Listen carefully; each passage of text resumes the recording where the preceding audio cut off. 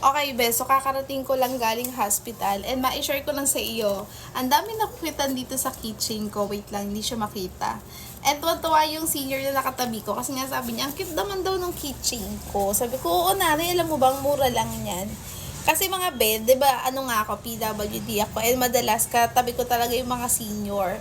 Ayun, magkakasama kami mga priority. So sabi niya, cute-cute daw talaga nitong ano ko, keychain. O 'di ba? Sabi ko sa inyo, lahat makukitan diyan. Kaya ako naghahanap kayo ng pangregalo, mas mare-recommend ko yung mga ganito kasi mas ma-appreciate nga ng mga tao, mas nakikita nila, 'di ba?